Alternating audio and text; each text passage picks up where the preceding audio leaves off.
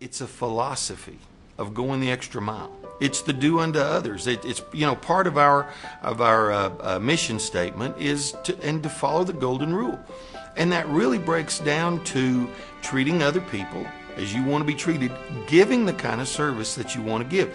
People don't talk about average service. People only talk about really great service or really lousy service. We want our customers to talk about us, but we want them to talk about us, our great service. That's what we're trying to get them to talk about. Average service, nobody talks about. We want them to talk about our great service. And we do a lot of things. Our employees look for ways to kind of go over the top. And in this company, they're rewarded when they do that. I hope there's hundreds of examples out there, and I hope there are 100 more still to come.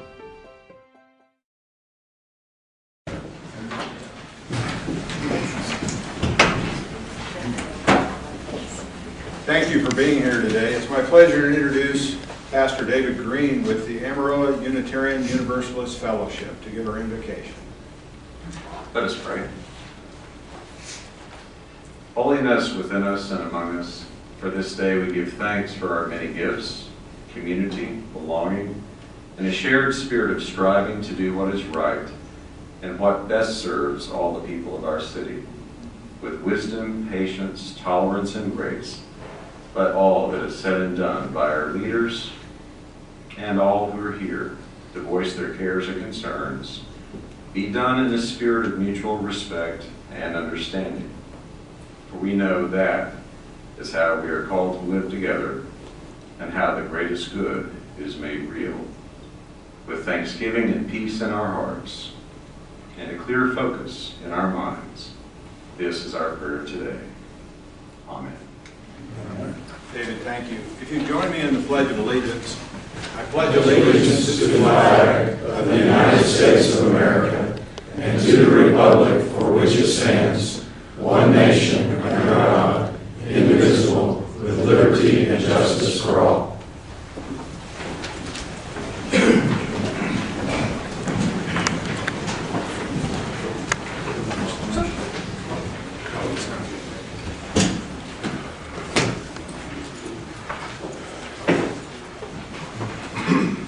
Good afternoon and welcome to the regularly scheduled meeting of the Amarillo City Commission held this day at 3 p.m. in City Hall on the 3rd floor. And the first item of business today, before we go to that, I'm just going to ask that we push the public hearing on the drainage utility to the end of the agenda. So if you're holding the agenda, you'll see we have a very short agenda other than that, I believe, so we'll move that one item to the end. For the first item of business today is the minutes of the meeting from March 20th, 2012. Are there any additions or corrections to the minutes from March 20th, 2012? Mayor, I move for approval of those minutes as presented. Second. All those in favor of those minutes? Aye. Opposed? That passes with a 4-0 vote. The next item then, since we're skipping number 2, will be ordinance number 7321. This is the second and final reading of an ordinance amending the Amarillo Municipal Code, Chapter 16-3, Traffic, and Chapter 2-6, Rewards and Commissions.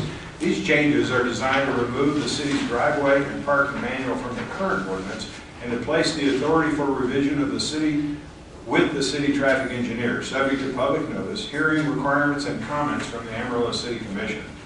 This is the second and final reading. Are there any questions about ordinance number 7321 from the audience? Any from the commission? If not, I'd entertain a motion. Mayor, I move we approve ordinance number 7321. I second. All those in favor of ordinance 7321 signify by saying aye. Aye. Opposed? That passes with a 4-0 vote. Resolution. State tax funding application. This resolution authorizes a submission of an application to the state comptroller to seek state funds for the purpose of attracting and retaining events in our city. The city of Amarillo, as a host community to the Amarillo Quarter Horse Association 2012 Adequan. I used to know it as the Beggar Select. The Adequan Select World Championship Show event and other eligible events is is eligible to receive a rebate of the lesser of half the sales tax generated by the event or half of the cost of hosting the event. If these funds are received, they would be utilized to provide local incentive and retain, pursue, and enhance those events that would be hosted in Amarillo. If this resolution is approved, a participation agreement would be required for approval as shown in consent agenda item B. Are there any questions about resolution sales tax application at this point? I might ask some of the people from the quarter horse, maybe Tom or somebody, come up and make a comment about this if you'd like. Any comment, any other comments from the floor about this? First, I would like to welcome Tom. You gonna try my last name? Tom Parashino. Persicino. Okay, excuse me. Thank you very much. We've just been honored to host the Adicon Select, what used to be the Bear Select World Show here in Amarillo since its beginning some 10 years ago. This money actually comes from the state and actually helps us put the show on, defer some of the expenses. It's not a loss to the city or anything like that, and actually helps us enhance the show to bring in exhibitors from outside of Amarillo and outside the state of Texas to compete in the Adicon Select World Show. Tom, how many years have we had this event? This will be our 10th one. We're celebrating our 10th anniversary this year. Great. Well, we were able to visit some of us last year with some of the attendees, and they had glowing things to say about the American Quarter Horse and about our city. I think it's a great event. Yeah, they love coming here. They love seeing the American Quarter Horse Association. They certainly love seeing the new Hall of Fame. We still call it the new Hall of Fame. And just being a part of what AQHA is and part of this community. So we want to try to keep them coming here as much as possible. This is the last year that we're under contract with the Amarillo National Center, and we just want to do everything we can at AQHA to keep that event here in Amarillo, and that's part of the reason why we're working with Dean and the city to get more money for the Adicon Select Show. This is a much sought after event. Yeah, we've had some initial interest from Las Vegas to get this event, a new facility in Wichita, Kansas to get this event. Of course, Oklahoma City is always wanting more events at their world-class facility over there. And Will Rogers Memorial Center in Fort Worth, Texas, they're upgrading their facility tremendously, and they've expressed a great amount of interest in having this show as well. Well, I hope that we've worked with you well to increase the amount that you could get back as a rebate. I think, Dean, you have some comment about that. This year looks a lot better than last year. We hired a different consultant, and the numbers sure look a lot better. And Tom, I think you have some co-workers here at the Quarter Horse with you. I do want to introduce them real quick. First, I do want to say I really do appreciate the work that Dean's office and the Amarillo CDC has put forward to. I don't know if the Select World Show is going to stay here or not. It's too early for us to say that. But they darn sure have done everything that they can to try to prove to AQHA, and I want to try to prove to our members that the city wants the Adicon Select World Show here. So I appreciate what you guys have done and what this commission is doing and what the city is doing in trying to keep it here. So with that said, we do have Regina Thompson. Regina is our Director of Amateur Activities. All of the people who come for the Adicon Select World Show are amateur competitors. They're people who have reached that magical mark of being 50 years of age and older, and they enjoy the finer things in life, and part of Regina's job is to enhance their participation in AQHA activities. We also have, he's AQHA's Senior Director of Shows and New Events, but more importantly probably to you guys, he is the manager for all of AQHA's World Championship shows. So he's the person that day in and day out while that Adicon Select World Show is here is making sure everything goes off without a hitch. So when they get upset, we let them talk to Charlie Hemphill. So. Tom, is there anything else that we could do to encourage more residents to come to that show? I know there's plenty of seats. There's a lot of people that attend, but I'd like to encourage that. You know, Mayor, I think just help us get the word out to our citizens that show is going on here. I think if they want to see some of the finest American quarter horses in the world for 1 week, the last week of August, first week of September, there are some of the finest American quarter horses on the planet that converge on Amarillo, Texas, that come here to compete for a coveted World Championship trophy. If the citizens of Amarillo want to see it, that's the time to come out. And anything that we can do to spread the word, come out for a class or come out for a day, come out for one of the social events that we put on. I think anything that this city could do to help us spread the word to our local people would be very much appreciated. The other thing I think is, if there is anything that can be done to show these exhibitors that are coming from just about every U.S. state, several from Europe and Latin America. They come here to compete, and from Canada, I shouldn't forget our friends in Canada, who come here to compete. If there are any ideas or thoughts that we could discuss, maybe it's with Jerry and the CDC or something, to ramp up our hospitality for these people. I know that would go a long way, especially in a contract negotiation year. I don't yet know what that is, and maybe people smarter than I do have some ideas, and maybe some of these funds can go toward enhancing our hospitality. But I think anything that we can do to show people like this who've reached their point in this life, they're out there they're living their passion and their hobby. Anything we can do to show them that we want them here, I think it would go a very long way. Tom, I know I've been to many of these horse shows around the country over the years, and I know the first day of the show they usually get cranked up about 6:30 in the morning. Yeah. I suspect the mayor would be happy to come that morning and welcome all these folks as they get up and they're brushing their horses down, they're doing their morning feeding.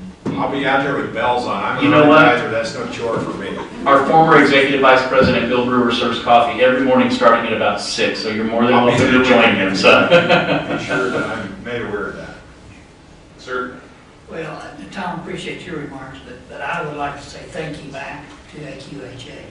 I mean, what y'all mean to this community is just unfathomable.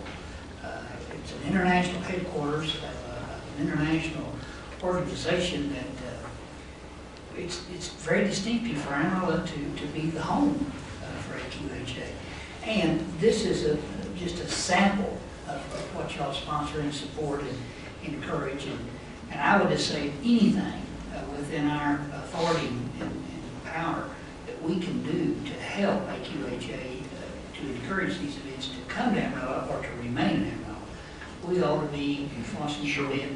Perhaps there's another time, maybe not, obviously not today, but maybe there's another time where we can talk about some of the long-term things that the Tri-State Fairgrounds can do, that the Amarillo National Center might do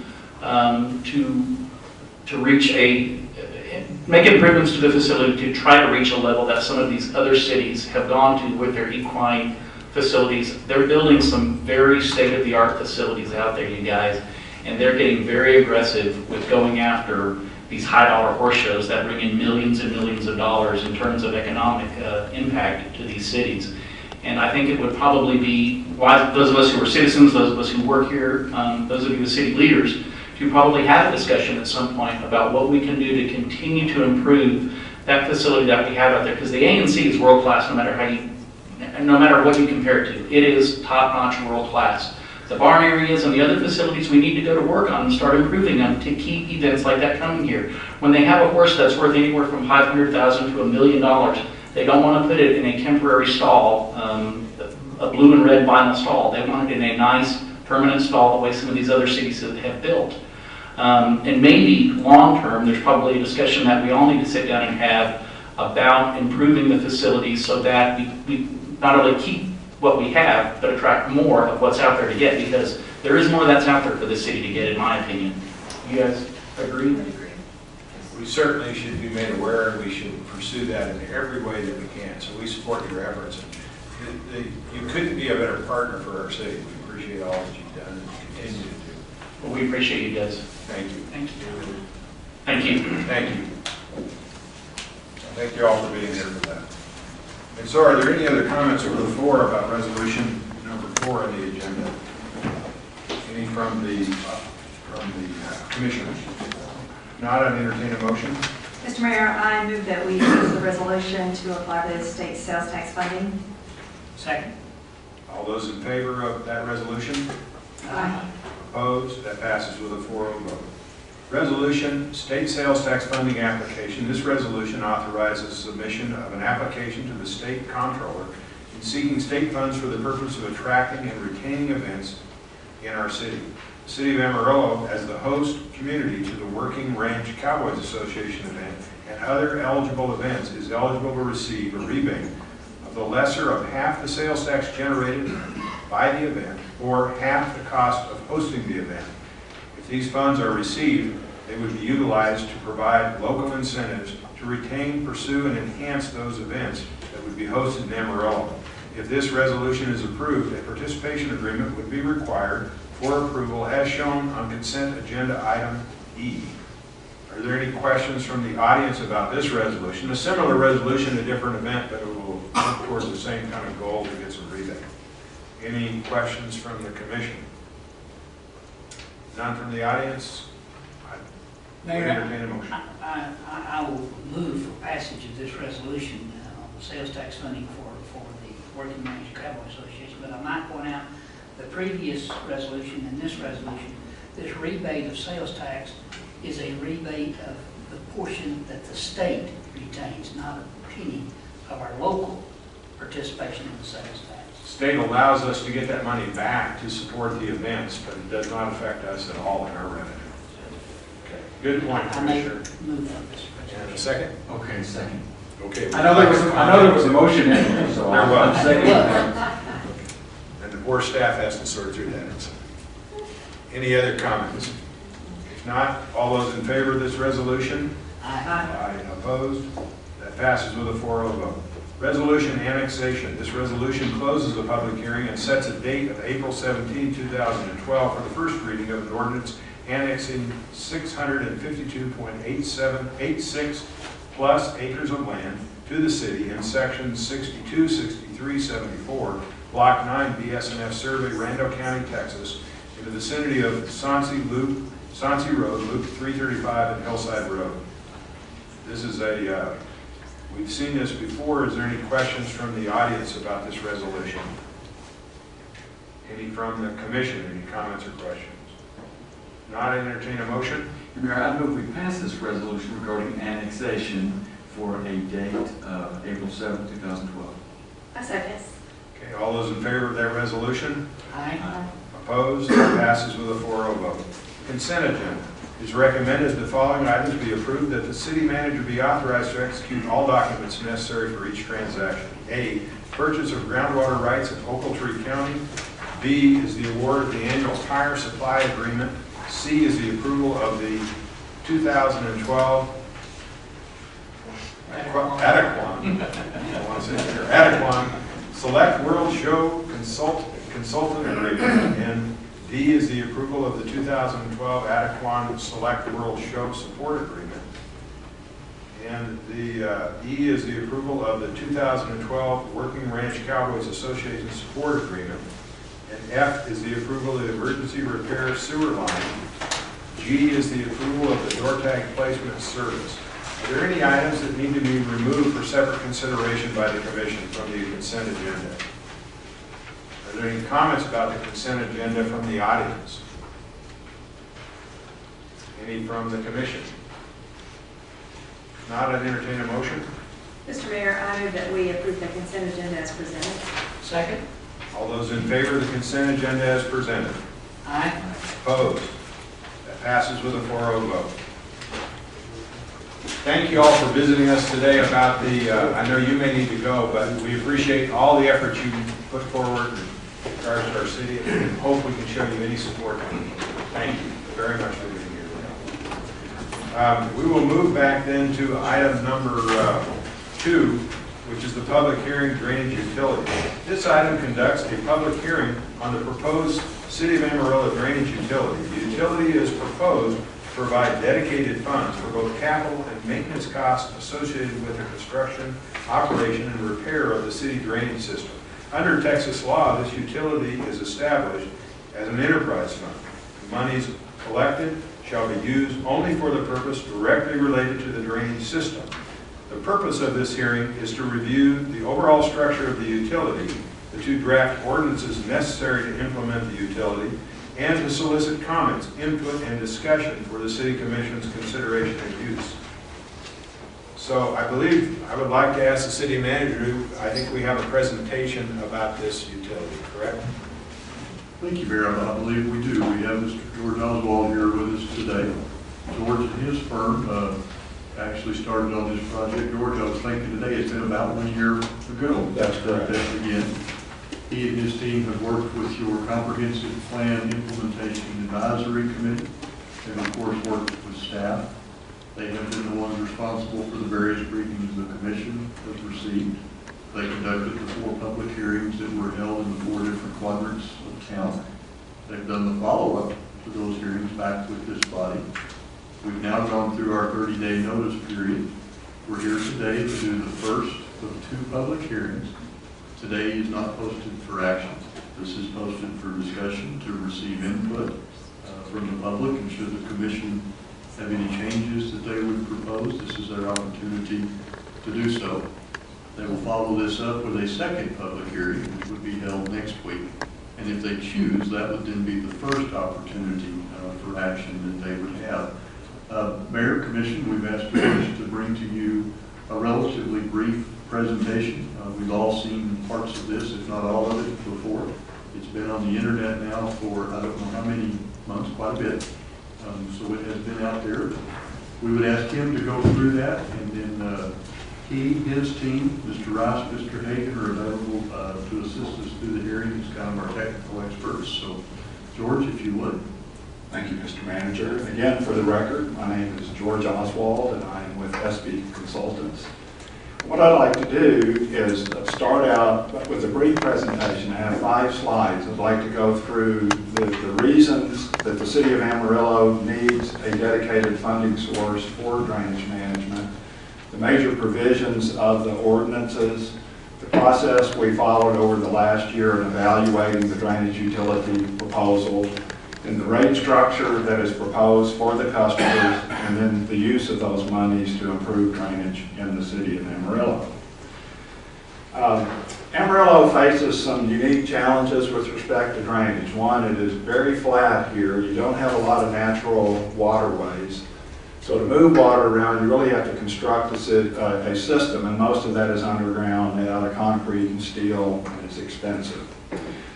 Over the last 3 years, even though we had a dry year in there, there's been over 1,000 complaints from the citizens here. So anytime you get an intense rainfall, all these problems that you might, in people's mind, may have appeared to go away, they pop back up. The city began in the early 90s developing a comprehensive master plan for drainage infrastructure. Over 60 projects were identified through that process. About 5 of those have been constructed over the last 30 years. So the general fund has not been able to adequately support either the capital needs or the O&M needs. Currently, O&M is provided on an ad hoc response type basis by the street department, and there really is no proactivity within that maintenance program.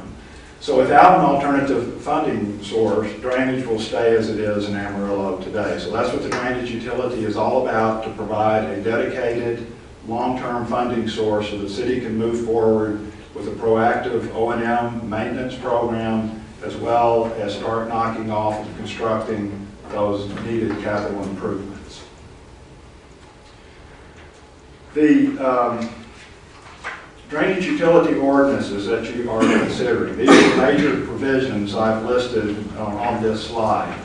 Basically, to comply with state law, the city must adopt 2 ordinances. The first is called the Drainage Utility Ordinance, whereby the city is declaring that it's going to comply with state law, establishes the utility, establishes the service area, which will be the city limits, dedicates all existing infrastructure, drainage infrastructure to the utility, and states any exemptions consistent with state law. The second is the user fee ordinance, how fees are assigned. User fees are assigned to properties. Establishment of an enterprise fund, and as already stated here today, is the critical component. It assures that this revenue will be managed in a dedicated account and only expensed for drainage management activities. It cannot be taken for other general government purposes. Any penalties for non-payment, and a customer appeals process. If a customer has a concern about the rate established for their property, there is a process to bring in information for the city to consider to adjust that fee. Over over the last year, this is the process that we have been through jointly with city staff to evaluate the drainage utility. First, establishing the needs, both operations and maintenance and capital improvements. Coming up with a system to assign fees to property parcels, and that focuses on impervious area, rooftops, parking, compacted gravel surfaces for assignment of fees to property, because those types of features on property are what increase both the rate of runoff and the volume of runoff, placing demand on the city's drainage system. We had a number of meetings throughout the last year with the Comprehensive Plan Implementation Advisory Committee, with the Commission. We also conducted 4 public meetings back in January in each of the 4 compass quadrants of the city to provide information to the citizens and allow citizens to provide information back into this process. The ordinances were published for 30 days prior to this public hearing. If the city adopts the ordinances, the target is to send a sample billing mail out this summer before go live in October. So if any of the customers, property owners have concerns, they can be addressed before the official billing begins. The rate structure, this is a summary of the rate structure. We've established a billing unit, equivalent residential unit, which is the average impervious area on single-family properties. We look at all the properties in the city, and that value is 2,800 square feet.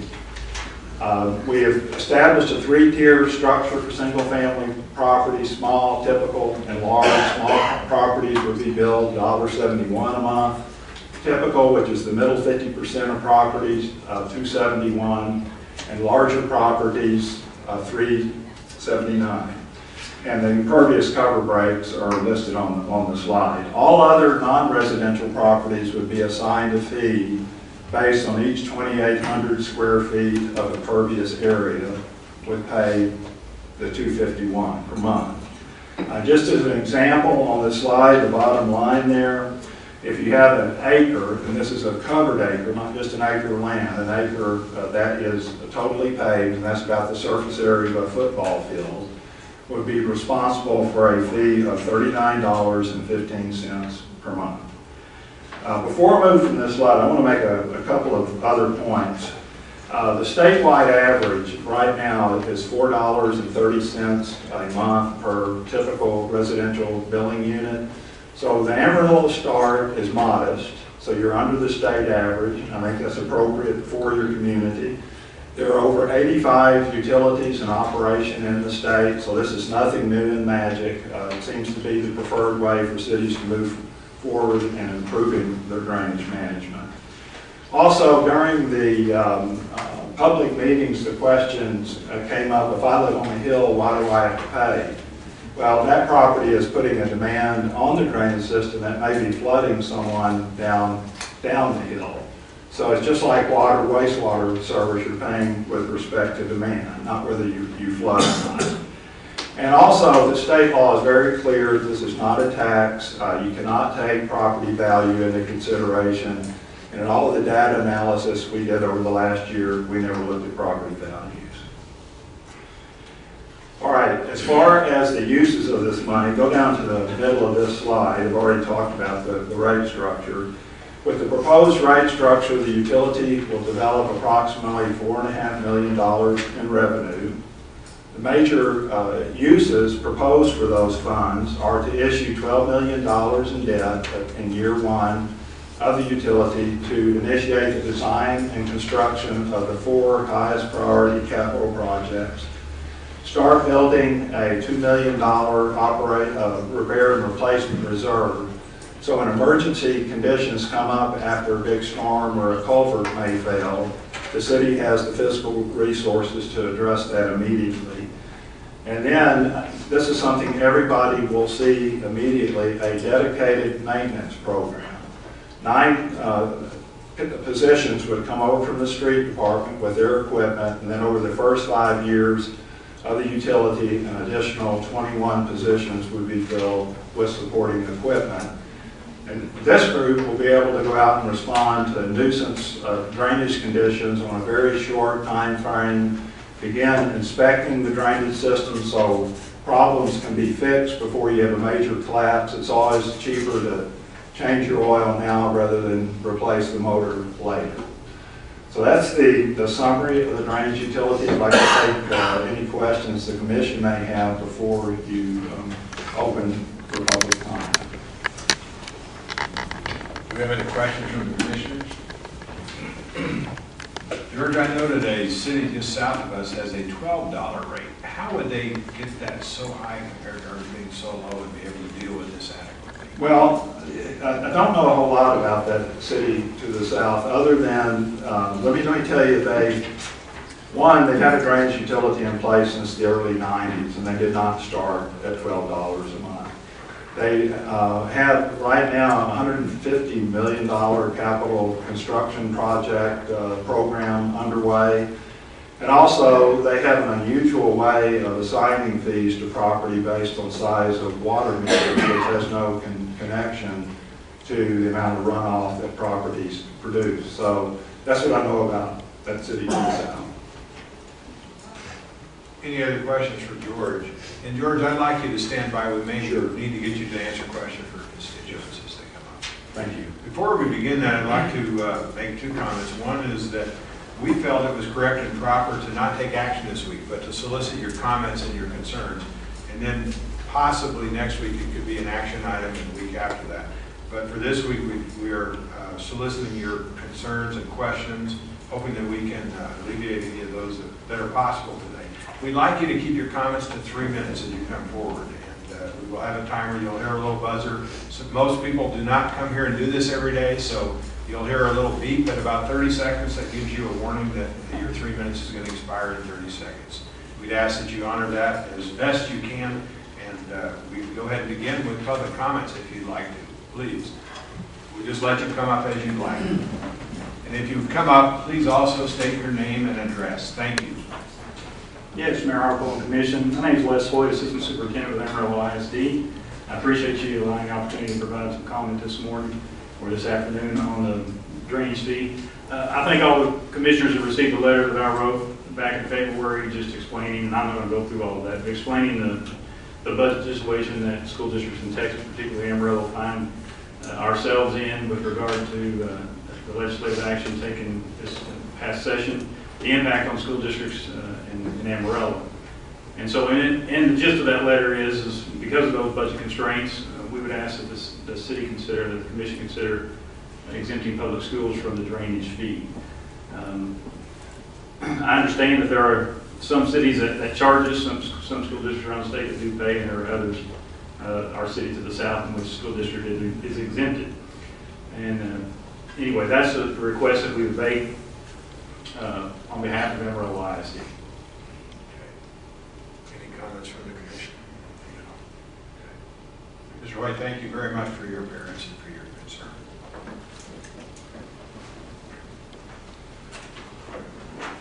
Welcome, ma'am. How are you? Fine, thank you. My name is Lisa Brown, and my address is 6309 Adirondack.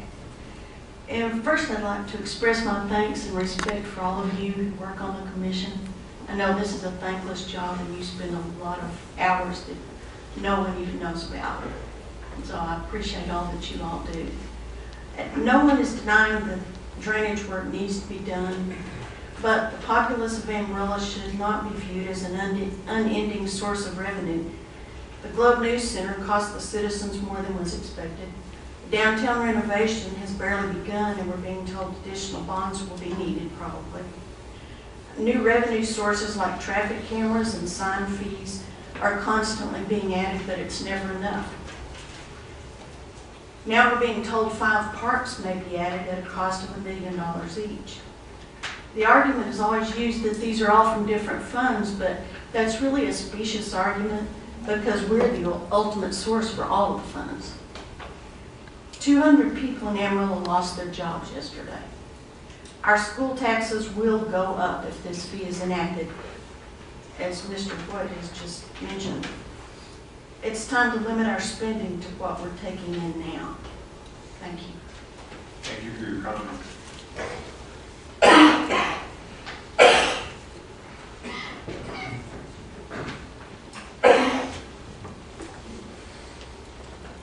How are you, Mayor? Welcome. Thank you. It's nice to be here. Almost. But anyway, I'm David West. I would ask you to give your name, David, and your address. I'm David West. I live at 5307 Brinkman in Amarillo.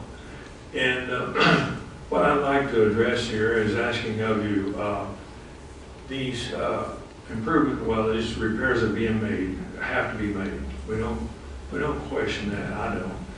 But what I'm wondering about in the future developments, I'm assuming this code enforcement or whoever is going to make certain that the developers put in these needed drainage situations so that we don't have future problems here. Now, with that in mind, I'd like to ask about this commission, if you initiate these fees now, and it appears as though it's going to be many years, maybe 20 years before all these repairs are finished and the bond issues are paid in full. Now, but when that happens, now bear in mind, I know that this commission cannot commit a future commission. I know that and appreciate that. And appreciate the fact that we do have, and have always had, an excellent city staff, and I'm very confident we always will. But in spite of that, the staffs, whether it's city, school, county, whoever, it doesn't matter, they always want more money. Now, what I'm asking of this, since you're creating this fee, if you do, can you also legally put an end to it? Whenever these bonds are paid, these repairs are finished, the bonds are paid, it's all said and done, can you eliminate this fee? Legally speaking, can you commit that today to do that? I don't know. I'm asking the question.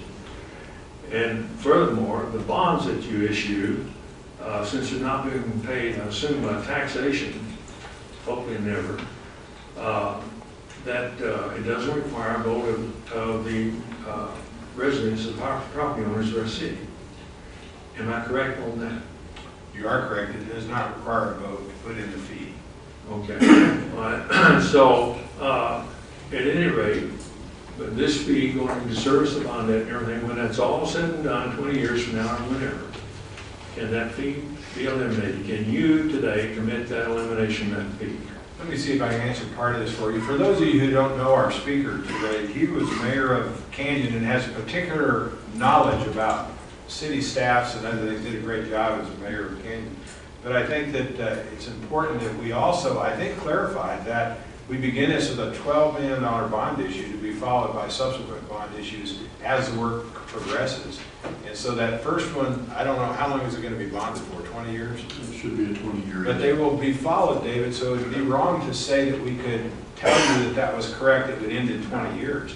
We know the city's growing. It grew 20,000 people. There was actually a study done on this completed in 1995 that identified more than $50 million worth of work that was needed. Because of constant budget constraints, it was not addressed. It has now become a problem as our city has grown even more pronounced, and also does not allow us to do maintenance and things. So I would tell you, and you know very well, as you stated, that we can't commit to future commissions. But I would tell you that I hope our growth rate is such that those things would be difficult to, for us to even give the promise of ending later. I think it'd be a false promise. I do need some help, though, with the first question that you asked, and that was, I made a note and I forgot what it was. The first part that you started with would require more city staff to answer.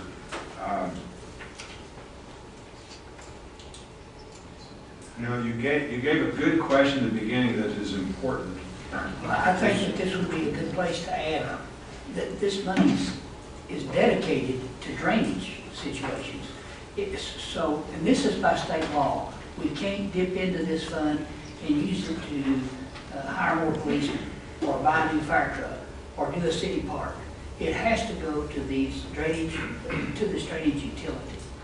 Correct. And I understand. And which would give it a life of its own.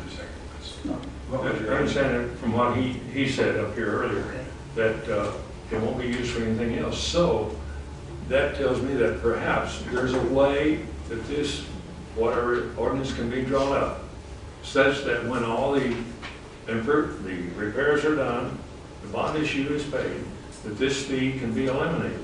Well, David would tell you, I don't think it can, just from the O&M regards, from the operation and maintenance regards.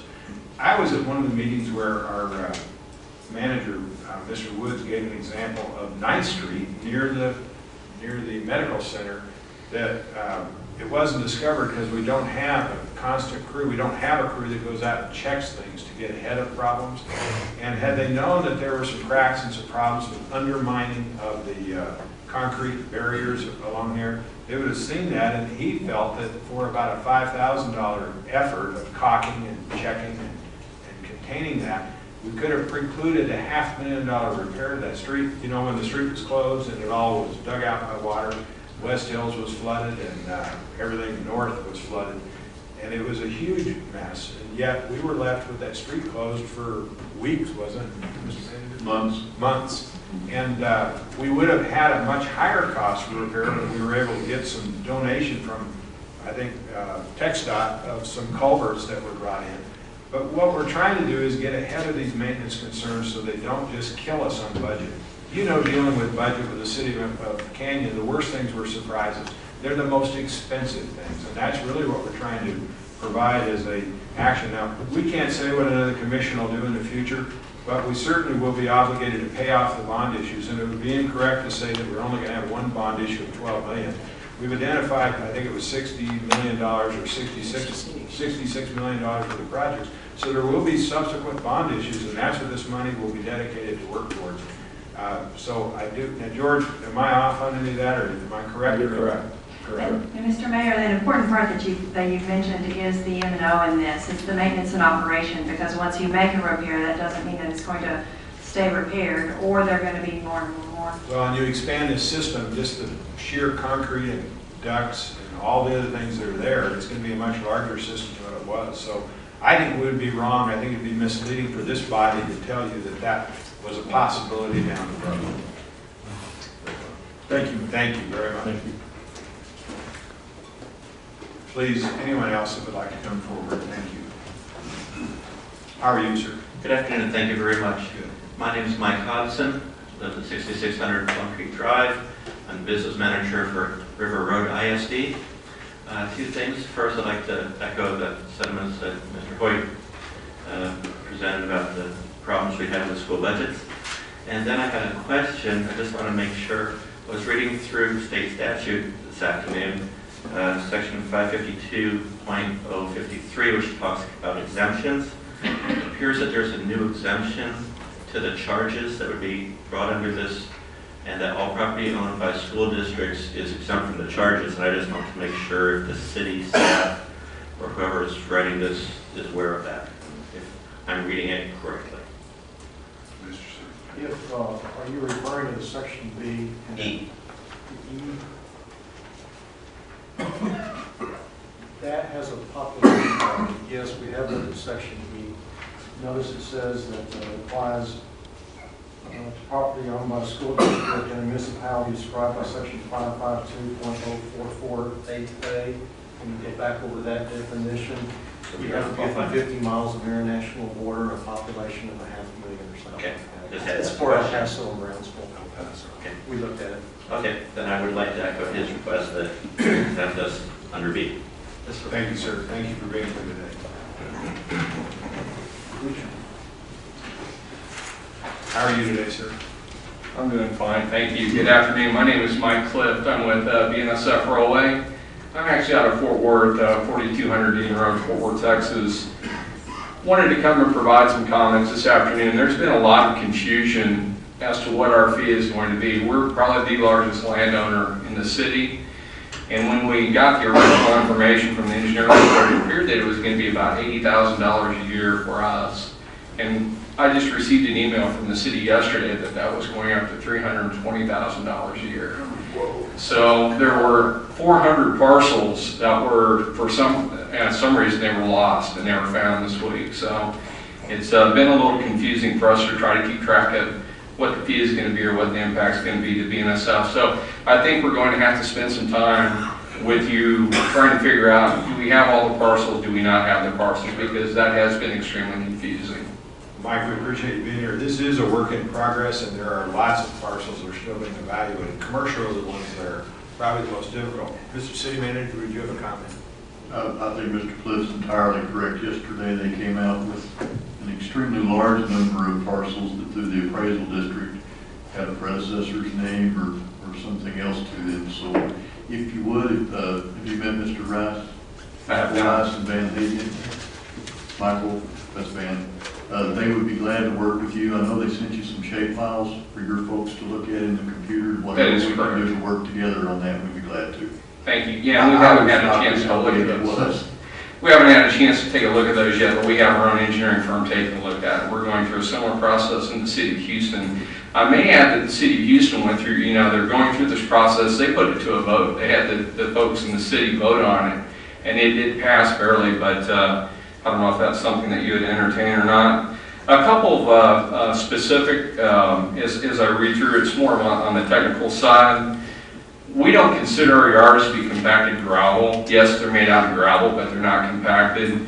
Most of the water that falls on a rail yard is actually soaks into the ground. So the assumption that was made for developing the fee that all the water that falls on the rail yard is discharged is incorrect.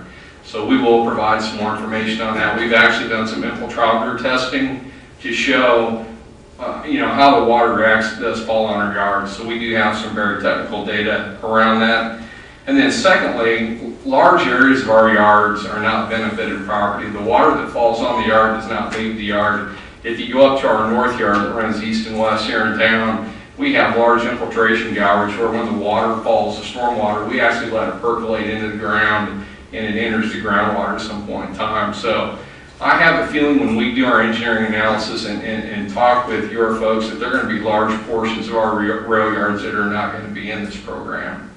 Thank you. Thank you. George, just so I'm clear on this, those parcels that were assigned to him were considered, although they may not have been assigned to them, they were considered in the calculations given back to us, the total land mass. What we did, we looked at the rail yards, only the rail yards and not the lines in and out of the city. That was, we were just trying to capture the majority of what we thought was associated with BNSF, but we did not capture the rail lines in and out of the city. I want to make a comment on Houston. They did not put the drainage utility to a public vote. They put the establishment of the enterprise fund to a public vote. Their city council passed the ordinances just like you're considering it. And so I think they did that. They took the enterprise fund. That was a test with the public. There have been some legal issues over it down there. If you're interested in pursuing a different route, your city attorney ought to look into it. But you do not, the state law is clear. It's strictly the commission adopting the ordinances. The public vote in Houston has become confusing for that community. And the enterprise fund is there to protect this money, so if someone doesn't spend it on something other than what it was designated for. And they had to do an enterprise fund when they adopted utility anyway, so the vote was just a non-starter, but they did it as a test of public opinion. But it is important that it is segregated so it isn't dispersed to other needs by other commissions at a future date. Thank you. Okay, anyone else, please come forward. How are you, sir? I'm fine. Mayor, Commission, thank you. My name is R.L. Williams. I live at 1313 Northeast 3rd. I ran an analysis of the properties I own, which are basically low-end, truck-oriented properties and such as that. And I prepared it, and I've got let me hand these to you folks. Thank you. Share it, those. Sure. My analysis of those, I know my properties are unique in that they're pretty small businesses, buildings, but they have large areas. For example, I have over on Northeast 7th, I have 2 little truck terminals where they do cross-dock operations like the tenants have been AAA Cooper, Conway, and Bestway since I've owned the properties. Very little area, but the entire the property is 1 square city block plus a closed street, which makes it about 90,000 square foot in a regular city block, plus another 10,000 or so in that street, so I'm 100,000 plus, which is a little over 2 acres. I made my calculations based on the $2.51 per unit calculation. I was not aware of this $39 a month deal per acre, but in any case, it comes out essentially the same. It's about $89 for that property. Okay, there's 2 buildings there with 2 restrooms, and the city water bill is $20, $30 a month, and now it's going to jump to $130 a month with the fees and the sewer fees and all the other things that are entailed now. Well, I have a couple of problems with that. One is, in a lot of my properties, I have low-end tenants that can't even qualify, some of them, to get city water turned on. They have trouble with the gas company, they have trouble with the electric company, and I have to step in. I have other properties where I have multiple tenants, and so I have to pay the water bill. But here's the clincher. When you make the calculation that I made here, if you'll look on the second page, and I'll let anybody else have a copy of this that I have enough, the calculation comes down to 1.48 times what I pay in city taxes on all of those properties. In other words, I have about $3,000 in fees, which is 1.4 times what my tax base is to just the city. That's not hospital district, that's not Potter County or anything else. So you don't call it a tax. I don't have the right to opt out of it. Neither myself or my tenants are going to pay it. So it's, in other words, you're more than doubling my city tax and my tenants. I don't think that this is, I don't question the fact that you may need the district and the income. What I question is, why don't you leave it in the general fund where people that attend the mall's going to object, the schools want an exemption, the railroad wants an exemption. I want an exemption. I know I'm not going to get it, but the churches will probably get one, because you always exempt those that squawk if they have other pull in the city. And I don't think it's fair for us little property owners to carry the burden for the balance of it. So I think that the more judicious approach would be for you to leave this in the general fund and let it be paid by the sales tax, which is generated and paid by all of those users. Whether you believe it or not, my little trucking companies over there are delivering the goods and services that you guys buy on a daily basis. So you benefit from it, but you want to penalize that operation, and over time, it'll level out. But it may be 5 years, and somebody pays that toll in the meantime. I think you need to go back. When you take it out of the general budget, what does that do? The effect of it is it leaves you more money in the general fund that you can spend on a discretionary basis. Mr. Williams, I may ask you, since we're over your time, others want to comment, if you could, we'd sure encourage you to talk to the city manager, to others, or to us about specifics on this. We'd encourage you to come back and have an individual meeting. Well, I've done those things in times past. You haven't with me, sir, and I'd encourage you to. I'd be delighted. I'd sure encourage you to. Yes. I'm not a very good auditory learner, Mr. Williams. I'm going to have to look over your information. Okay. We'll be talking about this again next week, and then we'll be a little more intelligent about what you're trying to present to us here. I appreciate your listening to it. I just think you need to leave it in the general fund. And if you need a tax increase instead of feeing us, just go ahead and say, we need a tax increase.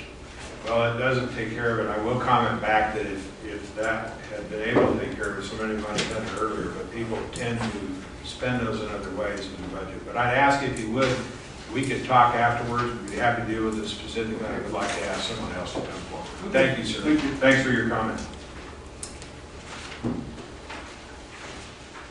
Yes, sir.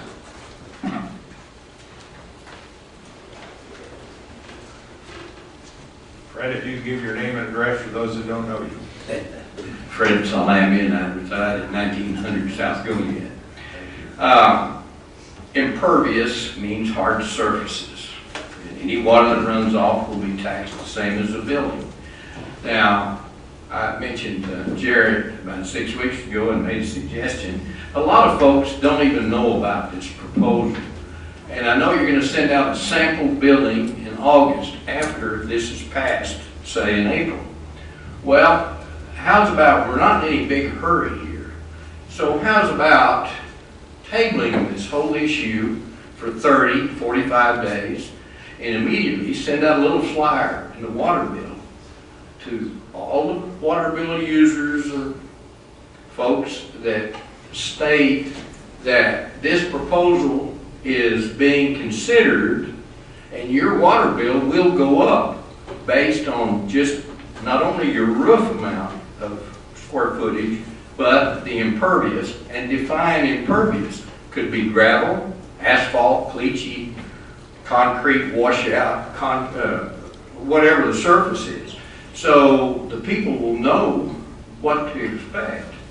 And that way they can have a comment. At least put them on notice that this is what's going to happen. Because you've got folks that have RV parking, you've got large areas, and I wasn't aware of the way the breakdown here was. I thought it was $2.51 per 2,800 square feet is the way we read it in the newspaper. That's my thought. Rather than wait until an August sample bill, put out a little flyer and let the people know ahead of time, table this whole issue, get the people. If there's no response, pass it and move on down the road. Go ahead, excuse me. Now that's one thought. Next thought, how's about, you know, our flooding isn't that, well, it is a great problem when we have a heavy rain, but how about doing a phase 1, phase 2 situation? Phase 1, do the roof structures at the rate, and for the time being, delete the impervious areas. And then in phase 2, say 5 years from now, if you still need more money, then you can consider the impervious surfaces. Fred, I don't know how much money that would generate just for actual improvements, square footage wise. That's all I have to say. May I answer part of that? The comprehensive plan has been dealt with for about 2.5 years. This is one of the top priorities in their plan that we need to start dealing with this. We've received complaints from the city over year after year whenever there's a rain event about people that are flooding around the city. And well, last year we certainly didn't get as many complaints. We got a number of complaints last year, and the few times that it was a problem. We have given this a tremendous amount of effort to get it out to the public. And, you know, I think sometimes, I don't know how you wave a red flag in front of the bull and get her to pay attention anymore. We have had public meetings, and we had great participation. I will tell you that we had a lot of people in those public meetings concerned, but we had a lot of people say, what have you taken so long to do this? Or why are you taking so long? We get flooding every time it rains. We need something to happen. And the other part of this is that if we keep delaying and we don't get started on this, if we hear things that we need to stop for, but Fred, frankly, from my view, what you said wouldn't stop me from moving ahead. And that is because we have a lot of projects that are going to take a long time to do. This first phase of $12 million will take years to finish, and then we'll go on to the next phase and the next phase. And so we can't just keep forestalling what we know is there. 1993, a study began. 1995, it concluded, and it identified over $50 million worth of projects that should have been done back then, and they weren't. So I would tell you that I think that people are demanding that we look at this carefully, and certainly it's who's Oxford going, the ones that are getting flooded don't like it at all. I mean, I've heard from them over and over again near parks. I give you a list of people. So I think we have given it public notice. I'm making this comment. It's broadcast. I hope it gets in the newspaper. I hope we get lots of comments here. But I don't think we can delay it for comments just to delay it for that sake. I just don't think it's going to draw more people. If it does, dig in, put an ad in the paper, get them out here, because we've done that. We put ads in the paper. We've had public meetings. We've had these people at our meetings over and over again, and we still, I've gotten great comments. We'd still encourage comments, and we're doing this meeting where we didn't have to. We're doing 2 more. We'd encourage all the comments that we can. Thanks, Fred. How about putting in the newspaper prior to next week's meeting and say, hey, the water bill's going up. We've had notices, right? about the public meetings over and over for Thanks, it. internet. Internet, we've had it everywhere. Someone else, please. How are you, Ms. Summerford? It's fine. I'm William Summerford, 6103 Blue Sage, Amarillo. Thank you for addressing this problem. Yes, sir. I know that each of you know when properties get developed in Amarillo, property taxes grow up. They go up for services, they go up for things such as drainage. Now we're talking about adding an additional drainage fee. That's nothing in the world but double taxation unless you refund the $800,000 a year that is supposedly being spent on drainage repairs today. I heard nothing mentioned about that $800,000 refund coming back in the form of lower taxation. The city has been remiss for years, as you just admitted, concerning infrastructure needs. That's been evidenced by the increased property rate for taxes for street repair. Let me just mention, every time you increase taxes, you make home ownership, business ownership less desirable in Amarillo, every time. My suggestion, what we're really talking about here, these are just symptoms of the real problem. The real problem is budgeting that you guys do. That's the real problem. Allocation, must have versus nice to have projects. That's the problem. These nice to have projects need to be put to the vote of the people for parks and splash pads and all this kind of stuff. They're not. Now is not the time when the economy is suffering, people are getting laid off, to be raising taxes or fees in Amarillo. Prioritization of the budget is what's needed to fix this problem. When citizens elected you, they expected you to be responsible. And being responsible does not mean increasing the cost of government, and that's what you're doing. So if drainage utility is such a good idea, put it on the ballot then. Let people vote on it, see how far it gets. Don't raise their taxes or their fees without giving them a chance to vote on it. Thank you.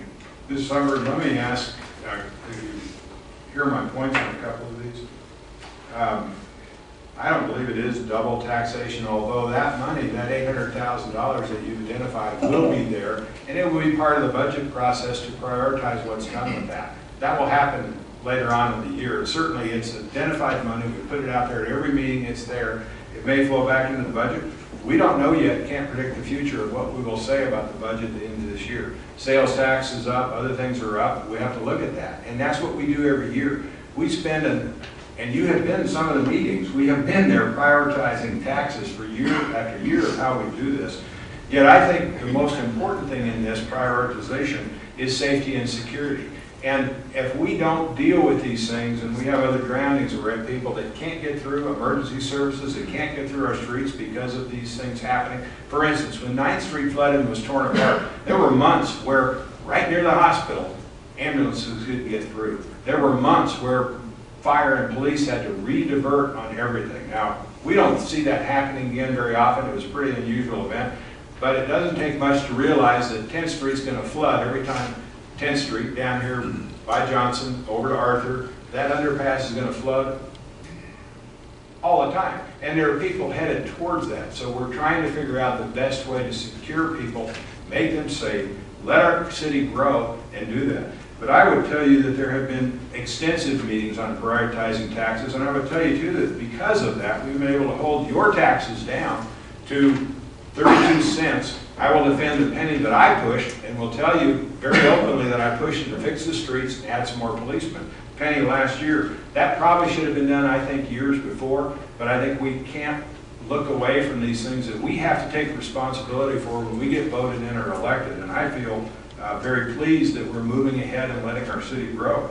The increased taxes, you know, we want to be sure that it doesn't get put in the wrong priority, so we're putting it into an enterprise fee that will be set aside and used just for this thing, and will be dedicated to that, and it will start getting things fixed, instead of somebody else getting elected and putting it into other areas. So I think we're being very careful about those property taxes, and I would have to compare it to other cities, tell you that we're the lowest tax rate in Texas, even though Tyler on the chart says it cheats to get there. It uses money from its AEDC to get that low, but we are the lowest tax rate in Texas. We're lower than our sister city to the south by 6 or 7, is it 10 cents now? About 10 cents, and then we're going to put in a $2.51 utility, and they've got 12 bucks. I would tell you that we've done a pretty darn good job, and I'd defend that in any place you'd like to have that concern. Before you break your hand and pat yourself on the back, let me just say, let me just say that this is just a start. This is only a start. There is no There's need to make $66 million out there. Mr. Summerford, please quiet down a minute. There's no need to make snide remarks to get your point across. Is there? Does that help you when you make snide remarks? Why are you crowing whenever you just admitted you haven't been doing your job since 1995? Pardon me? Why are you crowing about how good a job that Amarillo's been doing when you just admitted you haven't been doing it since 1995? Well, are you arguing for us to raise taxes or lower them, Mr. Summerford? I'm arguing for you to do your job and allocate. We are doing our job, Mr. Summerford. Well, that's a matter of opinion. Well, and I don't think it's necessary to make snide remarks to get your point across. Well, I don't consider that I made snide remarks. I consider that you patted yourself. I'm the one that heard the remark. I'm telling you, you made a snide remark. Thank you, Okay, Mr. Summerford. thank you. Next.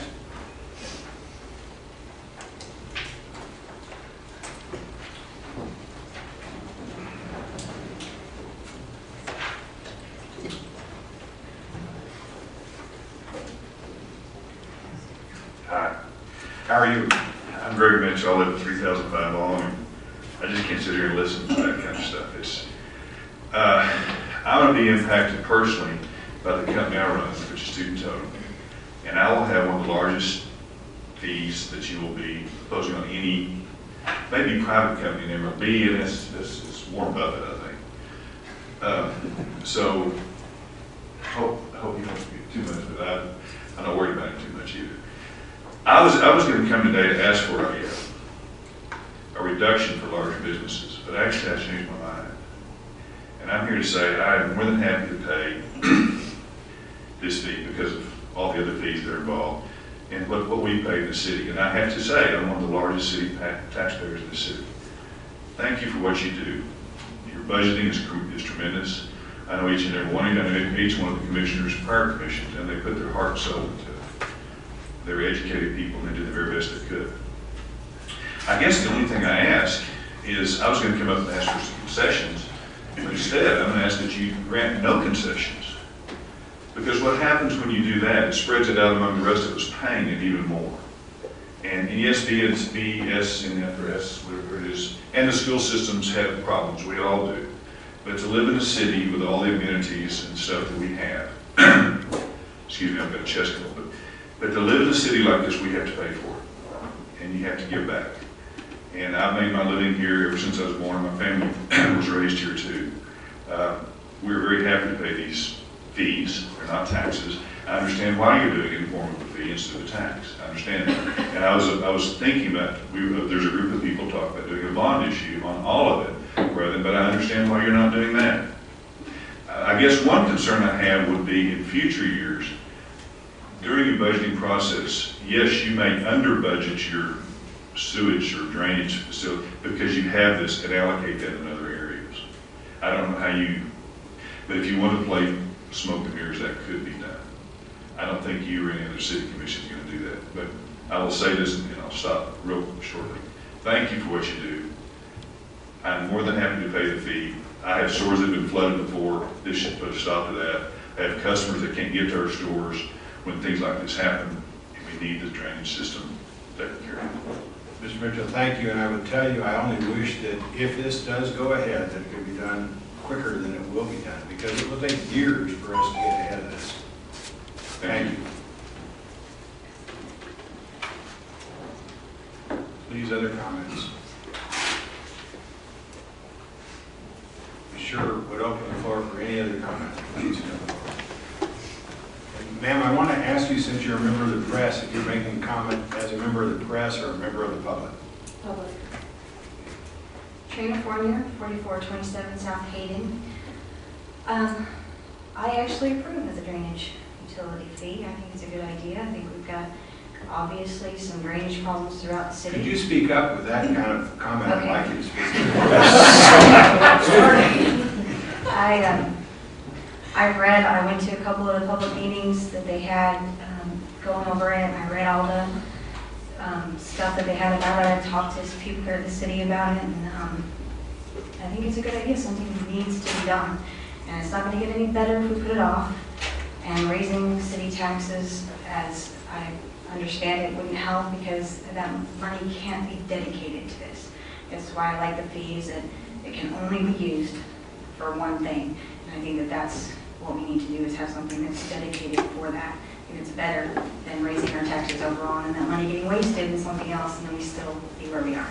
Only worse in 20 years or 50 years when somebody finally decides to try and do something about it then. My only problem with it is the debt side of it. I wish we could maybe put off starting those big projects for a few years and get a reserve fund that's big enough to start those big projects. I know everybody wants to see something going on and done immediately, but I think in the long run, we would be better off maybe waiting, just putting up a reserve until we have the money to start some of those big projects outright without having to take out debt.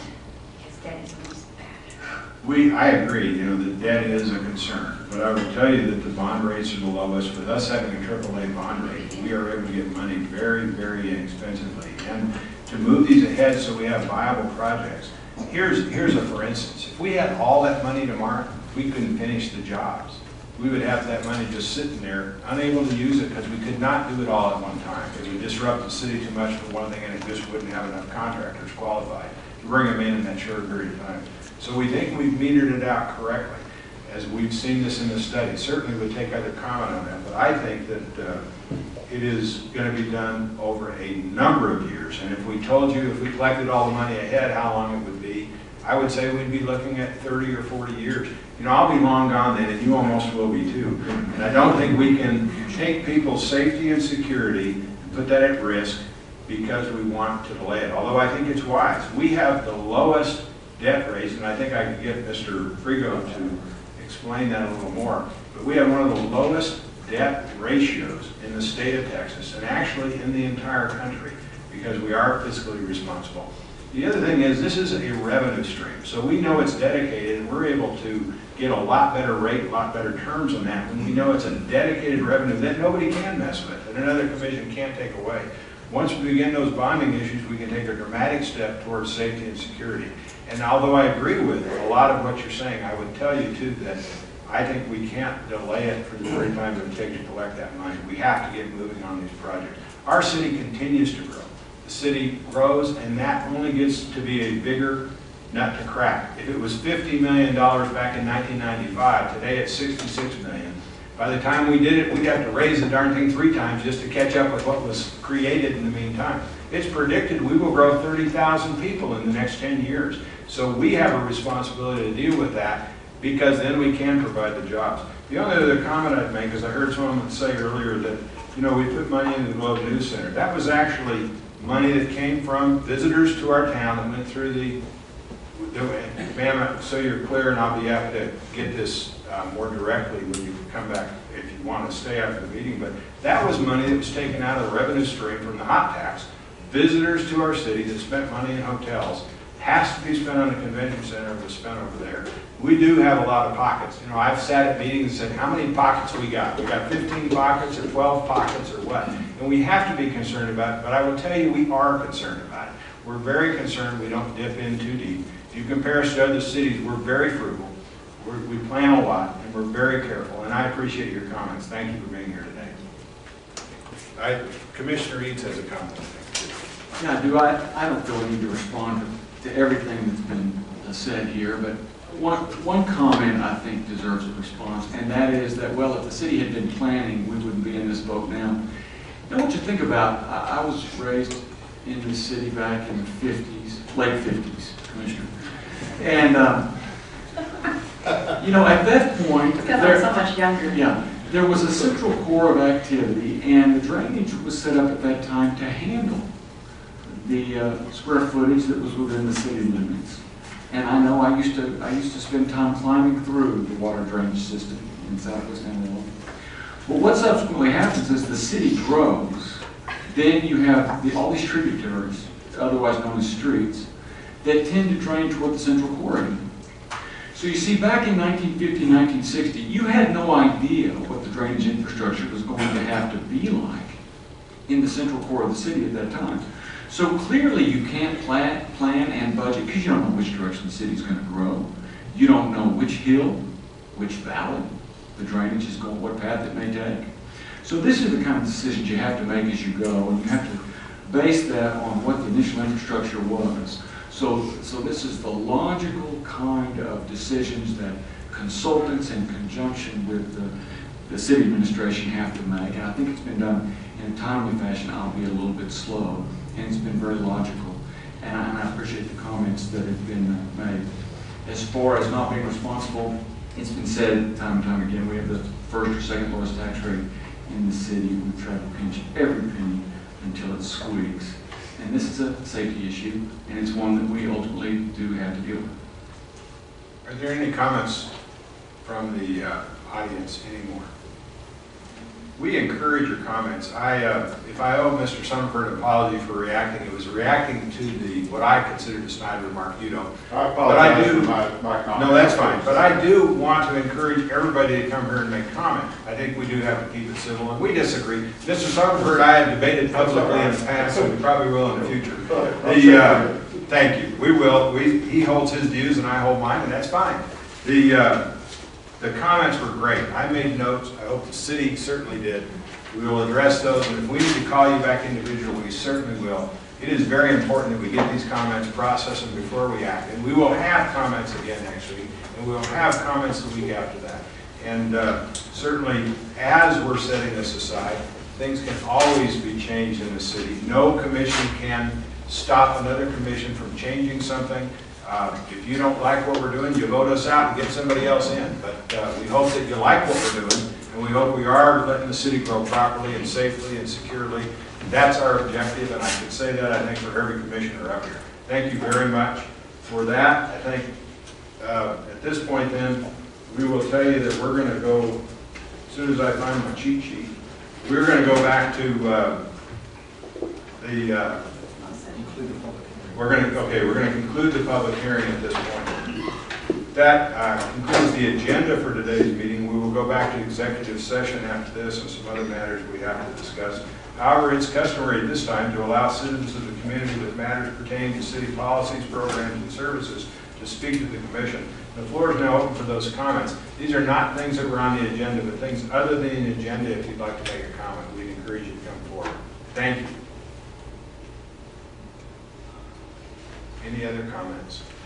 Thank you very much for being here today. We'll adjourn to our executive session.